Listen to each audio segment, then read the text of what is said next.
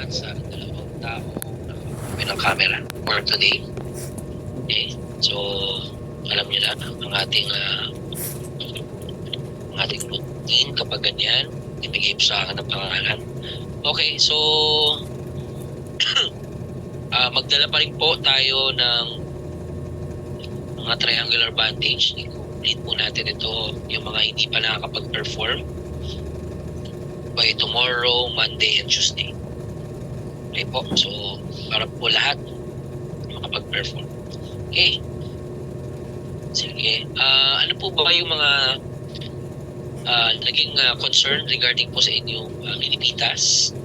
Paki-ask na po today para po masagot ko na po yan. Ano po ba yung mga concern? Meron akong nabasa sa isang text, isang message po sa akin sa messenger na yung po bang 70 pesos ay for Grow, Glow, and Go Foods? No. It's total na po ng pinggan nyo, yung healthy food plate, dapat 70 po ang kalalabasan. Okay? Narinig po ba ako? Paki-thumbs up na kung narinig po na maayos. Ayan. Okay? So, 70 pesos po. Total na. Okay? Yung magpe-perform po ay kung ano po yung schedule nyo na sa darating na PE time. Okay? Sir, ask ko lang po ilang members po kailangan sa bandaging. Actually, ano lang siya, 3 ang pinakamadami. Para kapag in-scorean ko po kayo, ay lahat po makakapag-perform. Okay? Sir, pwede po bang humabol? Nasa province po kasi ako ngayon, sa 24 pa po ko. Siguro, pagka nagkaroon tayo ng face-to-face na doon ako, puntahan mo lang ako. Sir, di ba po kami nakapag-perform next week pa po yung core namin? So, kasi kahapon. Okay. So, next week tayo, i-continue po natin yung ating bandaging. Okay? Para po lahat po kayo makapag-perform. Yung sa panaya po kasi Sir Kailan po. Para po. Kung ano po yung PE time nyo, yung po ang ating performance regarding po sa bandaging. So, kailan po deadline ng Pinggan Pinoy? It's October 27. Okay po? Ikaw po ba yung pipili ng perform namin? Yes, ako po ang nagsasabi. So, isang tao po ba yung 70 pesos na glow? Yes, isang tao po. No? Sabi ko nga po, don't worry kasi kayo naman po kakain yan. Hindi naman po kami. Nasa bahay niyo po yan. So, pwede po bang lumagpas sa 70 pesos? Hindi po. Ang goal po natin ay magkaroon po ng budget meal na healthy food drink. Okay. Sir, paano po kapag tapos na po yung bandaging po, isend mo ba sa inyo yung text card? No. Nasa inyo po yan dapat sa inyo pong notebook. Okay? Sir, paano po kung yung total po na grade ng triangular bandage, example is 97.5. So, grade po ng round off. Wala pong round off. Okay? Kung ano po yung lumabas, yun po yung inyong score. Okay? Like the video po kami while preparing po ng food. Wala pong video, di ba? Sabi ko, no videos for the preparation. Ang gagawin nyo lang po, lahat po ng steps na yon ay pagduduktong-duktongin nyo yung picture, and then yun po yung notebook. Ayun po yung pinaka-video nyo. Sir, ano po yung notebook? Ano po ba yung notebook? Parang ano naman yung tanong. Siyempre, notebook. Any kind of notebook, kahit po manipis na notebook, basta notebook po ng PE. No? Ilang members po kailangan para po sa health? O yung Grow. Ay, naku, tagal na ito. Sino ba to? Batong. Yung Grow. Isang buwan ko na po yan. Bakit ngayon ko palang nagtatanong kung ilang members? Sir, paano nung kapag 100 po sa bandaging, automatic po 100 na po ba yung total? Ano po yung tanong doon? Kasi kung 100, 100 po yung sagot. Di ba po? Sir, nag-join na lang kami sobrang sa ibang group. Okay lang po ba? Basta po may ka-group kayo sa section nyo, okay lang po. Sir, nagre-require po ba kayo ng notes? Baka pag kailangan po at nandun tayo sa face-to-face at may pinagawa po akong notes, yun po ang gagawin. I-require na po yan. Okay? Pero kung nandito po tayo sa Zoom at meron po akong may sinet na link, hindi nyo naman na kailangan siyang i-notes. Sa slideshow po ba yung Pinggan Pinoy? Yung video po ng steps is a slideshow. Okay? Sige po. bago tayo mag-start ng ano. Kung hindi po matay, pwede nyo pong i-open ng camera ay ang inyong microphone. Meron pa po ba ang concern? And then all the president, please paki-send po sa akin ang umaten nung Mass PE. Yes, Miss April. April. Sige. Sir, about po sa PE exercise video ko po, hindi ko po siya masend sa link, kaya sinend ko na lang po sa messenger niyo po. Actually kasi yung problema ko sa messenger, sa sobrang dami nyo po na nagsisend, hindi ko po yan lahat makikita. So kaya nga po, mas automatic po kapag nasa Gmail. Ang gawin mo, gumawa ka ng slide, tapos dun mo i-insert yung video para mas maliit na po yung MB. Kasi po kaya hindi tinatanggap ng email yan kasi po masyadong malaki yung video. So ganun po ilagay mo. Parang yung ginagawa ko kapag nagpe-present po ng video sa slide, isend mo lang sa ganun. Mas liliit po yan. Okay? Yes, Miss Polvera ng Judges. Sir, yung ipapasa pong mini pitas sa G Drive po, paano po siya ipapasa? PDF po ba or JPEG po? Again, anong ipapasa na sa Google Drive? Yung sa mini pitas po, kapag sinend po sa email nyo, PDF po ba or JPEG? Ang problem natin dyan, pag JPEG nyo at PDF nyo, paano yung video? Link siya. Isend nyo sa akin sa link doon sa, yung pinaka-link ng drive, isend nyo po doon mismo. Tapos kapag send nyo po ng link, ilagay nyo po yung lahat ng members doon. Kung sino po yung okay? Sir, wala po kasi sa CP, bawal po maglagay ng video sa staff. Yun ang problem na. So, baka yung ibang classmate mo meron, pakisend na lang sa iba. Eh? Sir, di na po ba ibibidyo habang kumakain? Hindi na po. Maiingit lang po ako. Huwag nyo na po ibidyo yung pagkain. No? Patatakamin nyo lang si Sir. Yes, bolus.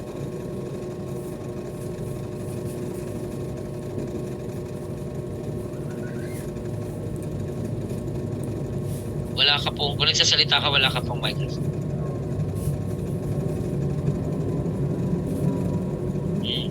Lahat po kayo CP, ano pong gagawin natin? So, paano po natin siya mapapasa? Hindi po ako nag-aano sa messenger. Ang problem ko po kasi talaga doon, sa sobrang dami po nang nagsisend, hindi ko po talaga siya may score. So kapag ako nag-score, kailangan po nasa Gmail. Okay? Pero okay Paano na po po. yung time-lapse na? Ayun, yes, Miss Bolus. Mali po ata ng settings. So, yung ano po sir, yung tanong ko po is yung pagpasa po ng mga presentation po sa about po sa Pinggan Pinoy. I-upload ko muna po siya sa sa G Drive, then lalagay ko po siya sa folder. Yes. Basta link yung ipasa mo, Iha, para mas makita ko siya pagka directly pag kinilik lang. Okay po sir. Thank you po. Paano po yung time-lapse doon na nakalagay, sir? Hindi na po ilalagay. Dapat ilagay. Kasi group presentation yun eh. It's a different group presentation. Okay, so let's start yung ating klase for today.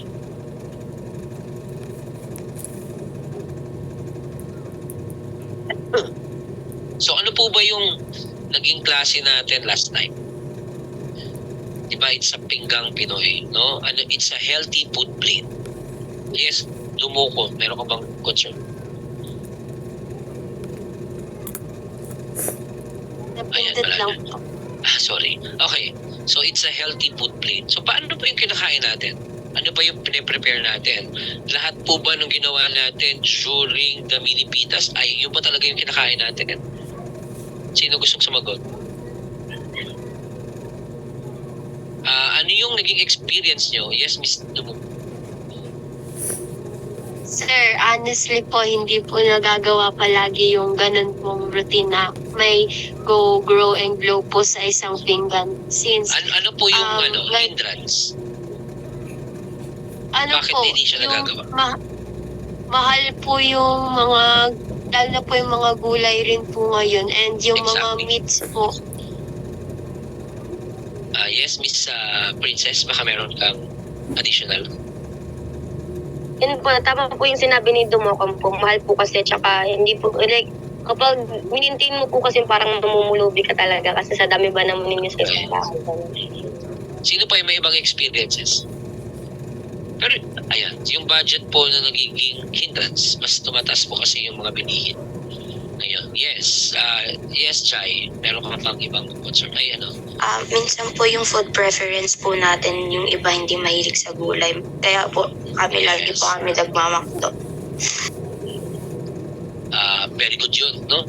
Hindi lahat kayang kumain ng gulay, no? Isa yun sa pinaka talagang hindrance. Yes, Miss Olvera. Also rin po sir, kaya hindi po nasusunod yan kasi kung ano po yung nahanda po sa hapagkainan, yun na lang po yung kinakain. Isa yan sa talagang tamang sagot, no? Kasi sometimes yung mga magulang natin, kung ano lang po yung kayang bilhin, no? Yun lang din po yung kaya nilang ihahain sa hapagkainan, no? Isang ulam lang, sir. Yes, tama po. Isang ulam lang po talaga. Yes, Miss Princess. Dagdag ko lang po, minsan din po kasi, sorry po yung iba po kasing magulang, wala din po sila masyadong knowledge about sa proper na mga foods, like dun nga po sa grow, glow, and na mga foods po natin, kaya ayun po, hindi po talaga siya nasusunod. Kasi akala po natin, pag example, nabubusog na po tayo, like okay na yun kasi nasa-survive tayo. Yun. The proper knowledge. Yun ang problem. Sige, pag-usapan natin yan. No? Okay, ang ating topic for today is poor dietary habits. No? So, ano po ba yung dietary habits na hindi tama? No? Ano po ba yung mga pagkain na sa palagay natin na nakakakain tayo ng maayos pero hindi naman natin nalalaman na ito pala ay hindi maganda para sa ating katawan. Sa poor dietary habit. Yung nagiging habit natin na lang, no? Minsan po, noodles at itlog, okay na. Yun ang po may hirap na rin po nagpapabudget. Yes. Minsan, mamaya malalaman nyo kung ano yung mga hindrance, no? Number 1, dietary habits, no, are the usual choices of food that people make. Diet affects an individual's health conditions. So, syempre, pag nagda-diet ka, may mga naapektuhan. Like for example, kapag in-advise ka ng doktor, may sakit ka, in-advise ka ng doktor na bawasan ng pagkain ng kanin. Hindi naman sinabi ng doktor na tanggalin mo yung pagkain ng kanin. No? Kasi kapag tinanggal mo yun, yung carbohydrates na pwedeng pumasok sa katawan mo ay nagkakaroon ng epekto. No, pwede kang mahilo kasi nasanay ka, it's the habit. Nasanay kang kumakain ng kanin. No, nasanay kang umiinom ng sweets. Nasanay kang kumakain ng tsokolate. Ibig sabihin, hindi yan in one click tatanggalin mo siya for yung process na ginagawa mo na. No?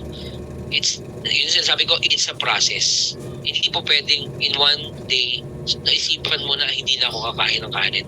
Hindi na ako kakain ng sweets. Hindi na ako kakain ng junk foods. Hindi po siya ganun kadali. No? For a person to grow and develop, he or she needs a healthy and balanced diet that provides energy for every day or every activities. No?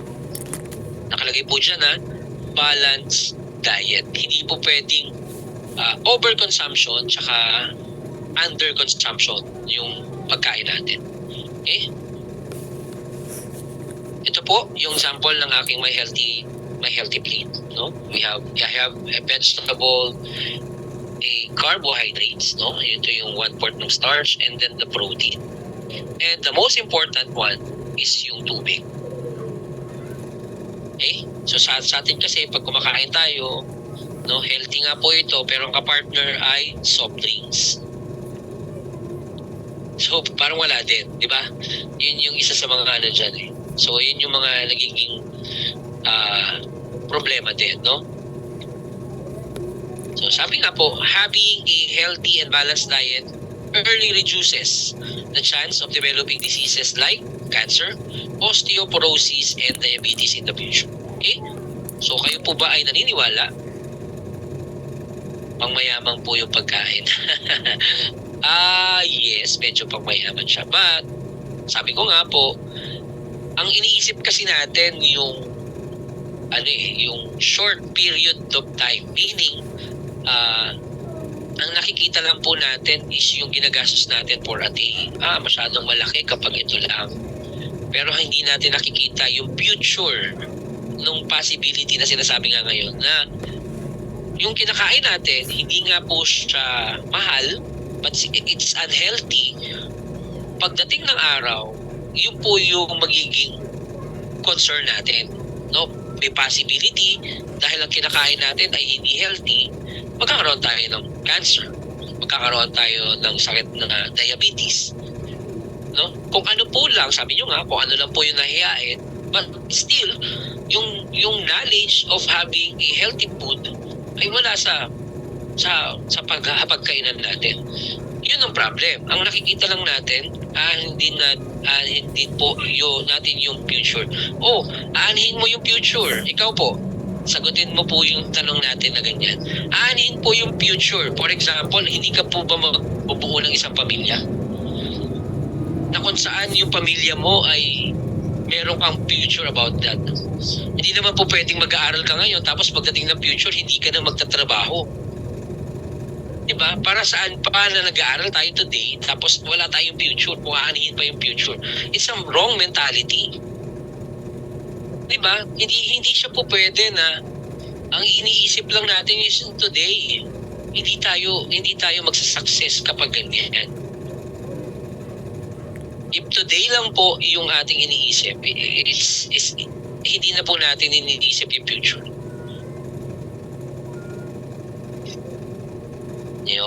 Mali pala yung pagkakasabi niya, sorry. Kasi pagkakaintindi ko mali, sorry. Sabi niya, aanihin din po natin yung mga kinakain natin in the future. Ayun, so mali na rin ako, sorry. Kasi iba yung pagkakaintindi ko noon. Yes, aanihin din po natin yung mga kinakain natin in the future. Yes, yan ang tama. No? Kung ano po yung kinakain natin nowadays, mahilig tayo sa sweets, mahilig tayo more on rice, na mekos-mekos na rice, no? Yan po yung mga bagay na aanihin natin in the near future, no? May mga possibility na magkaroon tayo ng sakit, like, no? Pero kung yung iniisip natin na mahal, na nahain natin na healthy na plate,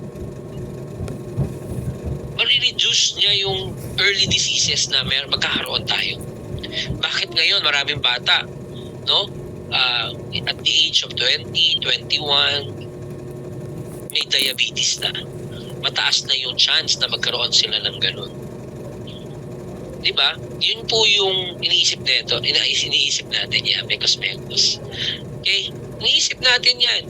No? Bakit ngayon ang bilis ng magkaroon ng nadidevelop yung diseases na meron na dapat inaani mo pa ng mas matanda yung edad mo, no? Yun yung isa sa dapat nating iniisip siya. Okay? Sabi nga po, poor dietary habits occur when does not follow the principle of good nutrition. Sir, ang dami naman naming dapat sundin. Yun po talaga siya. No? Kailangan po natin sumunod. Pero kapag hindi po tayo sumusunod at kung ano-ano lang po ang ginagawa natin, yan po ang mangyayari, no? Kita nyo po yung bansa na India. Merong isang, di ba, si Mr. Nobody. Nakikita niya ang sarap ng pagkain. Pero hindi naman sila concerned about the quality ng pagkain na meron. Kaya nga siya nagagalit eh. Di ba? Kaya niya pinipresent yung mga ganong video, not because pinapahiya niya yung country niya, but because yun yung reality, no? Masarap sana yung mga pagkain nila pero kinakamay. Tapos ang lugar sobrang, di ba? It's nonsense, no? Ngayon, pag-usapan natin yung 3 types of good nutrition. Number 1 is adequacy. Number 2 is balance, and then the variety. Sir, ano po ba yung adequacy? Refers to the moderate amounts of nutrients to maintain normal body function. Sabi ko nga po, yung nutrients po, hindi po natin pwedeng kainin ng overconsumption or underconsumption. Dapat po siya ay balance, no? So, refers to the correct combinations of nutrients. So, we have 6 classes of nutrients. The number 1 is hindi pwedeng sumobra ng carbohydrates. No? Hindi po dapat tayo pupunta lang sa mga inasal at makikipagyabangan. Nakawalo kong kanin. No? Hindi po siya dapat ganyan. No? So, fats. Ano po lang dapat yung tinatanggal? No? Tayo po ba na kumakain ng chicken na tinatanggal po yung balat? Hindi. Kasi one of the delicious part of the chicken ay balat. Sumasang-ayon po ba kayo? Pero it's high cholesterol. Yan ang problem. Okay? Di ba siyempre pag kumain ka sa Jollibee, juicy-licious. Ano yun, di ba? So, yun yung mga parts na dapat natin maintain. Pwede sigurong tumikim ng konti, pero not at all. No? Proteins, vitamins, minerals, and water. Yan po yung mga 6 classes, no, ng nutrients na dapat natin ibinabalance. Okay? Next, variety. No? Refers to consumption of different types of food product.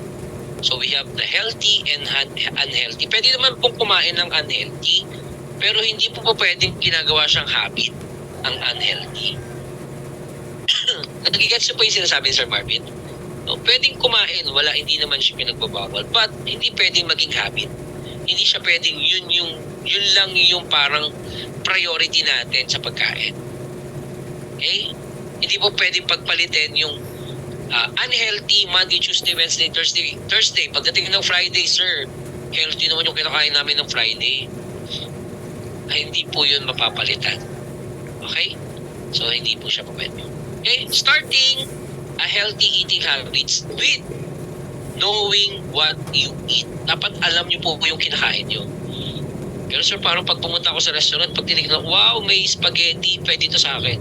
Ganun po ba yun? O kanyari, ina-assess natin, gusto ko ng milk tea pero magdala matamis. Parang gano'n. Di ba?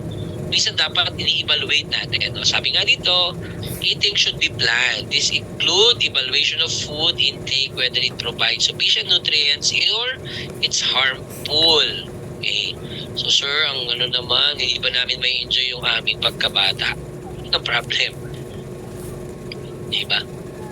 Kasi ang problem ngayon ng mga kabataan like sa inyo ay sinasabi, sir, bata pa naman kami, kaya pa naman namin kumain ng ganyan. Yun ang problem. Diba? So, panoorin natin itong video na ito to learn kung ano po yung mga healthy food na pwede nating kainin.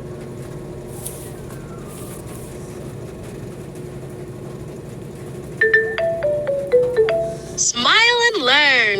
Today we're going to learn what healthy eating means. What is healthy eating? For humans and other living beings, eating is the process of taking in food. This is how we obtain the necessary nutrients to survive and carry out daily activities. If we want to grow healthy and strong and stay energized throughout the day, we should eat healthy. Healthy eating should be complete, including foods that contain all nutrients, and balanced. That is to say, our intake of every nutrient should come in the right proportion. Sagutin ko lang po yung question. Sabi, sir, unhealthy po ba kumain ng totoong na kanin? Actually, hindi. Pero, hindi naman po pwedeng overconsumption. Okay? So, yun naman po yung ano natin. No? Siyempre, sayang din yun. It's a part of carbohydrates. No, sir, paano naman po yung kanin ng kanin pero payat pa din? Actually, dun sa klase nyo kay Sir Coach, yung personality development, may isa na discussion doon na kasi yung hormones ng tao, hindi, yung, especially yung katulad nyo, hindi pa siya talaga for the para tumaba. No? At the age of 20, dun nyo palang mararamdaman yung changes ng inyong ano. Kasi mas bumabagal na po yung metabolism nyo. Number one, kasi inactive na po kayo. Okay, continue natin, tapos tsaka tayo mag-question. Portions. During the digestion process, nutrients in foods are absorbed in the intestines, and from there, they are distributed all over our body through the circulatory system. Food nutrients. We could group food sources in many different ways. One way of doing that is by looking at the nutrients they provide. These nutrients are carbohydrates, also called glucides, fats, also called lipids, proteins, water, vitamins, and mineral salts. Would you like to learn more about them? Carbohydrates. Carbohydrates are nutrients that provide our body with energy so we can exercise or play. But not all carbohydrates are healthy. Bread, rice, or pasta are healthy high-carb foods.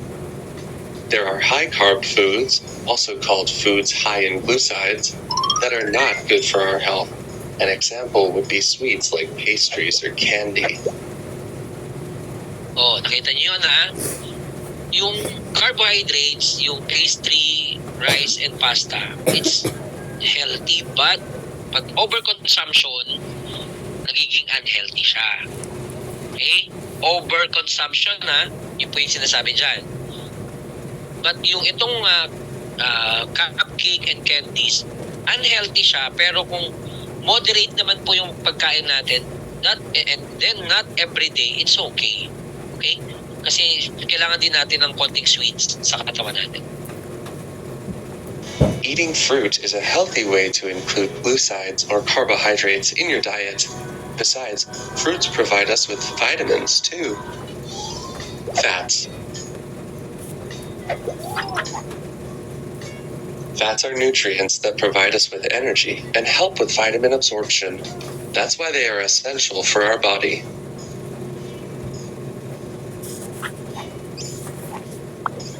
Nuts, avocados, or olive oil are high-fat foods. Other foods like meat or butter are also high in fats. Eating too much of them may be harmful to your health. Okay, so minsan nakikita niyo yung mga chef, sila ng butter, right? Tapos lalagyan pa ng konting mantika. So, it's double-double. So, kasi mantika na yan, yung butter kapag so sobrang dami na nun kapag sobrang na yung unhealthy na po yung part na gano'n. Eating healthy is not about adding many high-fat foods to your diet. Proteins.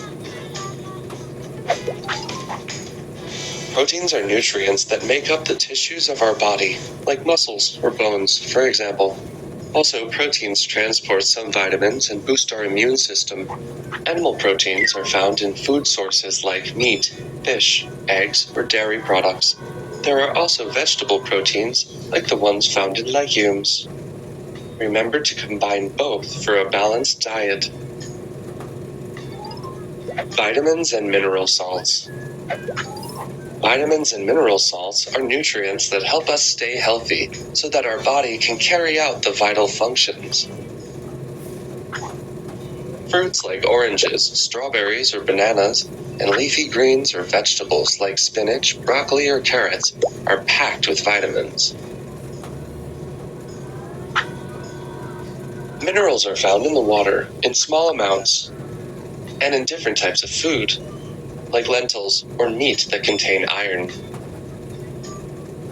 Did you know that in order for our body to get the vitamins it needs, we should eat at least 5 portions of fruit and vegetables a day? Water. Water is very important in order for us to stay hydrated. It is the most abundant substance in all living beings. Did you know that the majority of your body consists of water? That's why it is vital to drink water throughout the day. Yun ang pinaka-importante. Okay? So, hindi po pwedeng pamalit yung soft drink sa tubig. Kasi hindi naman po nag-stay yung soft drink sa sa katawan natin. It's a water content. Okay? Ay, sorry. Okay, so sabi nga po, poor dietary habit means not eating enough healthy food. The following habits affect the amount of essential nutrients in the body. Sabi ko nga po, underconsumption and overconsumption of unhealthy food and drinks. Sobra po yun. It's a poor dietary habits. Intake of low fiber, high fiber, and high na kung ano-ano po, low and high lang po, unhealthy. Okay? Okay, i-skip na natin yan tayo. Sabi nga po dito, vitamins, minerals, fiber as well as fluid should be consumed. Ano po yun? Vitamins, minerals, no? Yan, yung high in protein. Tapos, fiber and water should be consumed. Okay, yan po yung mga dapat nating i-intake. Sabi din po, poor dietary habits leads to malnutrition resulting in number 1, stress and tiredness. No? Minsan ba naranasan nyo yung experience ba na kapag uminom kayo ng sobrang yung kumain na kayo ng cake tapos nag-milk tea pa kayo, hindi pa kayo napapagod? Parang pagod yung katawan nyo. Sir, mas okay po bang gamitin yung butter kesa sa oil? Actually, pwede naman yung butter. Pero kasi hindi siya, nasusunog kasi siya compare mo sa oil. Hindi siya nagstay agad ng matagal compare mo sa oil. Kumbaga yung butters, added flavor lang siya. Hindi katulad ng oil. Kapag gumamit ka ng oil, humanap ka na lang ng palm oil, mga ganun. Parang kaya canola oil para mas healthy siya. Yung butter kasi hindi siya naglalas ng matagal. Meaning, masusunog siya agad. So, nag-added flavor lang talaga siya. Okay? So, yun nga. Na-experience nyo po ba yun na kapag masyadong sweets yung kinain nyo, sobra-sobra sa sweets, parang napapagod kayo agad? Kasi yun nga, yung ini-intake nyo is overconsumption na. Tapos, yung madali kayong makatulog. No, yan yung hanap nyo kapag sobra yung pagkain. Nakakahilo po. Yes, inaantok po sobra. Yan. Totoo yan. Okay? Next, weak brain function. Sometimes hindi na po siya nagpa-function. Meaning hindi yung yung nagbe-brain dead. Meaning hindi ka na makapag-isip ng maayos. Kung mapapansin nyo, hindi naman siya clinically proven, pero yung mga tao na hindi nakakakain ng maayos, sila po yung laging merong hostage. Sila po yung laging merong problem sa kalsada. Napapansin nyo po ba yun? So, yun po yung isa sa mga result niyan. No, laging galit. No, lagi silang galit, lagi silang parang may problema. Yun yung tinatawag na stress. Na-stress kasi sila dahil wala na silang nakakain. No? Sometimes na nakakain nila kung ano lang po yung nasa basurahan. Okay? Sir, totoo po ba na nakakaganang mag-aral pag nagtitake ng sweets? Hindi po. Ang sweets po ay active lang. So yung paggana po ng pag-aaral ay nasa iyo. Kumbaga, it's your choice. No, di ba sir, may nasaksak na pulubi kasi raw gutom lang po siya. Exactly. Meron po talaga. Okay? And then, yung indigestion. No, mas madalas po kapag overconsumption tayo, mas madali tayo nagpupupo, tapos mas yung pupo natin hindi siya normal. Ibig sabihin, sometimes may kulay, itim, or sometimes, durog kapag nilalabas. So, hindi po siya normal. Sir, need po ba natin ng alcohol content once a week? Sa katulad po niyong bata, hindi naman po. Hindi po siya required. Okay? So, tsaka yung mga healthy alcoholic drink lang po ang inaalam. Hindi po yung drink na nakikita nyo sa kalsada at umiinom. At sabi ko nga po, hindi po siya pwedeng overconsumption. Okay? Next po ay yung big o pagkakaroon po ng heart problem. Okay? Kaya wag po kayo maniniwala, sir, bakit po yung mga pulubi hindi po sila nagkasakit ng COVID? O, hindi nyo po alam. Di ba? Marami sa atin na nakikita yung bakit yung mga taong grasa hindi sila nagkasakit. Hindi na po natin yung alam. Pero po yung ganun. Okay? Wine, sir, pwede. Bakit mahalaga kailangan magkaroon ng alcohol intake ang mga younger adults? Bakit mahalagang kailangan? Wala po akong sinabing mahalaga po na magkaroon kayo ng alcohol intake, ha? Wala po akong sinabi. Hindi po kailangan po ng katawan nyo yung alcohol intake. Dahil hindi naman po kayo, kumbaga active pa naman yung puso nyo. Meaning, active pa kasi kayo sa mga bagay.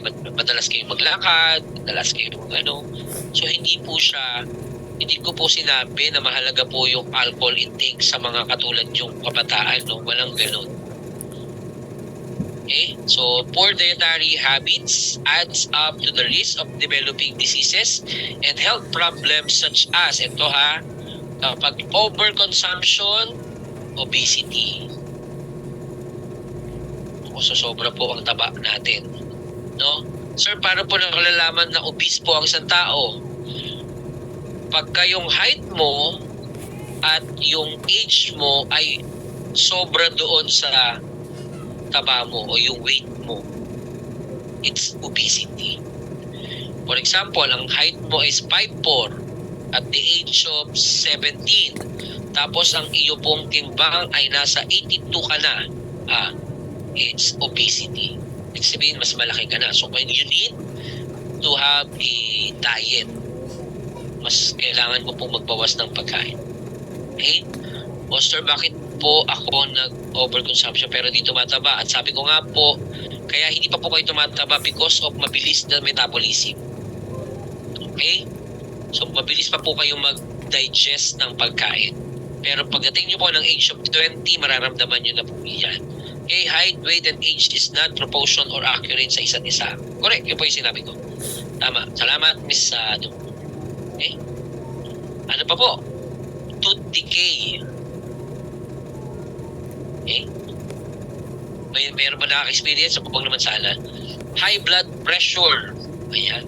Sa mga katulad yung mga bata, meron na po na high blood. Sir, paano po pag hindi tumangkad? Nako, it's hereditary. Ang pagtangkad po ay namamana.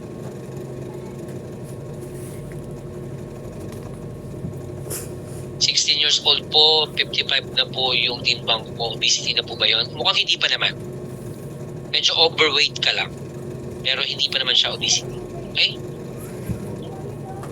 Next, certain types of cancer. So, possibility na umuuna na po yung cancer cells. Okay? Next, high cholesterol. Nako, yan na po yung lumalabas na si chicken skin. Okay? Next, heart diseases heart disease and stroke. Okay? Yung heart disease and stroke magkasama po talaga siya, no? Once na, kunyari, yung para po sa puso nyo ay hindi siya natuloy, didiretso po yan sa utak natin. Doon po pwede magkaroon ng stroke. Okay? Next po ay type 2 diabetes. Alam niyo po ba kung ano yung type 2 diabetes? Ito na po yung mga insulin dependent. No, hindi na po sila nag-i-intake ng kanilang tablet. Ito na po ay tinuturok na po sa mga muscles na malalaki for insulin injections. Osteoporosis. No, ito po ay nararanasan na pag tumatanda usually. Okay, and depression. Yung gaya po kay Miss Mona Alawi. Yes, yun po ay type 2 diabetes. Okay? Eating disorder, no? Nagkakaroon na po kayo ng eating disorder. Kasi po, pag may diabetes ka, pag ang pagkain mo na po dyan ay mas matatamis na yung nalalasahan. Kaya ka po sumusobra ng pagkain. Okay? Sabi nga po, ito pinaka-importante sa lahat. Kasi katulad yung maraming peer pressure. No? Eating only for a reason to be in. Kapag nayaya ng classmate, si classmate may pera, si classmate may o naman, kakain lang tayo eh. Hindi ka pa makisama. Okay? Or kapag walang pera, pambagan. Pansit Canton is life. No? Ayan po yung mga sinasabi. Eating to cope with feelings may be detrimental and may lead to eating disorder. Okay? KKB daw. Okay, sabi nga po, what are the usual reason of developing unhealthy eating habits? Ito, malalaman nyo na. Ito yung tanong ko nung una. So, yung parents, yung sinabi nyo emulating parents and guardians, no? Who do not have healthy eating habits. Okay? Ayun, ito na siya. Family that do not eat together. Meron pa ba ditong pamilya na kumakain ng sabay-sabay, taas ang kamay? Yung sabay-sabay ang pagkain, yan, madami pa naman. Yes. Very important po na minsan nakakapagkwentuhan po kayo pag kumakain. No, kasi mas naiintindihan niyo po yung mga dapat niyong kinakain. Yan. Very good. So, kanya-kanya na, sir. Kanya-kanya na nga. Yes. Next, uninformed. Ito yung sinabi nyo. Uninformed about healthy eating. Diba? Totoo naman yun. No, na sometimes hindi talaga informed. Bawal yan. Pero minsan pag sinabi niyo sa magulang nyo, anong bawal? Wala nga tayong pera. Ganyan. So, yun ang problem. Okay? And be sa schedule. Nasabihin ng parents, sige, bili ka na lang sa fast food kasi busy ako. Nasa trabaho pa ako. Or kapag hindi na talaga, ito na po ang pinaka-last na problem. Poverty. Okay? Kapag wala po talagang kakayahan, no, na makabili ng mga pagkain na healthy. Sabi ko nga po, di ba, ito, in-explain ko yan sa inyo na yung pagda-diet po ay sacrifice, number one. At ang pagda-diet po ay expensive. Yan po talaga ang problem. Kasi po ay hindi po natin kayang i-afford. Pangalawa, kaya po tayo nagkakasakit, no? Hindi agad na-detect kasi hindi po natin kayang mag-hospital. Because mahal. Tama po ba? Do you agree, students, na mahal pong mabuhay, sabi naman yan. Ang mahal pong mabuhay na may healthy lifestyle. Oo, sakit, no? Na parang ang mahal mabuhay na gusto mong mabuhay ng matagal. Pero it's a part of being a person. Kailangan po natin talagang tayo po kasi ang mag-lead ng way para po tumagal tayo dito sa mundo. Yung sinasabi natin, kaya po ako nabuhay, sir, kasi may purpose pa ako. Yung purpose mo, baka yung binigay sa'yo para maging healthy living ka na. Parang gano'n. Okay? Sabi din po ng isa ni Lamar. Ito si Lamar, gusto ko to kasi madami siyang medyo sali-saliwa pero okay yung kanyang pagkakaano. No? Mahal pong magpa-check up. Totoo naman. No, ma-check up mo. So kaya kayo pagka nangarap kayong mag-aral, dapat yung kikita kayo ng in an instant na ginagamit yung skill nyo. Kunyari, mag-doktor kayo. Kasi yung doktor, isang upuan, sa check-up, magkano check-up? 400, 500. Okay? Ilan na nagpapacheck up every day? Diba? mag-abogado kayo. Kasi ilan din yung nagpapa-consult. No? So, yun yung dapat natin gawin.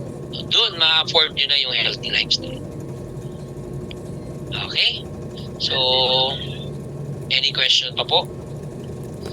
Meron po ba tayong natutunan sa umagang ito?